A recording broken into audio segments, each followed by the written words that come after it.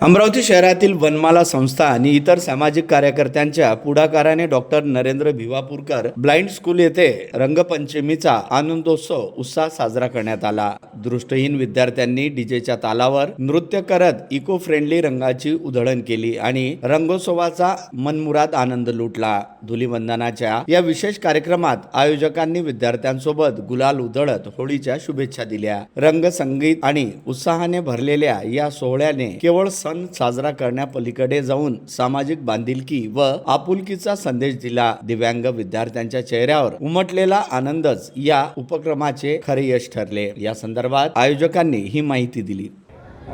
वनमाला बौद्धिक संस्था, सात फाउंडेशन, स्वराज्य प्रतिष्ठान अमरावती, डॉक्टर नरेंद्र भिवापूरकर अमरावती विद्यालय या ठिकाणी दरवर्षी दिव्यांग बांधवांसोबत रंगपंचमी आपण होळीच्या दिवशी साजरी करतो आणि त्यांनी सुद्धा आनंदात कुठे कमी राहू नये हाच उद्दिष्ट पुढे ठेवून त्यांच्या चेहऱ्यावर कसा आनंद येईल, कोरड्या रंगाच्या माध्यमातून त्यांनी आनंद कसा साजरा करायचा, त्यांनीसुद्धा कशाप्रकारे चांगल्या प्रकारे रंगपंचमी खेळायची हाच हेतू पुढे ठेवून आपण दरवर्षी डॉक्टर नरेंद्र भिवापूरकर अंध विद्यालय या ठिकाणी रंगपंचमी ह्या होळीच्या दिवशी आपण साजरी करतो आणि त्याचा खरोखर आम्हाला एक म्हणजे मनापासून समाधान वाटते।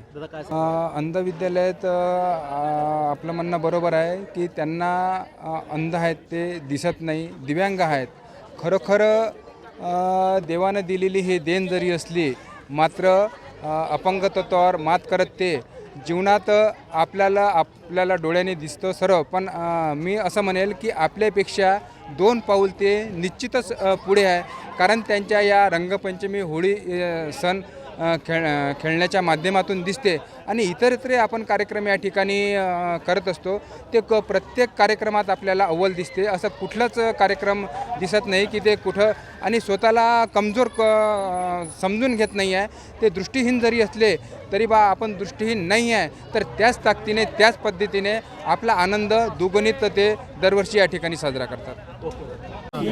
मनीष भाऊ आहे, निखिलजी आहे गाले, कुंदन भाऊ आहे ठाकूर, यांच्या माध्यमातून आम्ही हा सामाजिक उपक्रम चालू केलेला आहे आणि तुम्ही बघतच आहात की त्यांच्या चेहऱ्यावरचा आनंद जो आहे तो पाहण्यासारखा आहे आणि हा म्हणजे आमच्या या उपक्रमात सगळ्यांनी सहभागी व्हावे अशी मी पुढच्या वर्षीपासून सगळ्यांनी सहभागी व्हावे अशी मी अमरावतीकरांना आणि अमरावती जिल्ह्यातील सगळ्यांना विनंती करतो। सर, आपण एक शिक्षक आहात, मी एवढंच म्हणेल की या सगळ्या संस्था एकत्र येऊन या बेरंग जीवनामध्ये रंग भरण्याचं काम करत आहेत।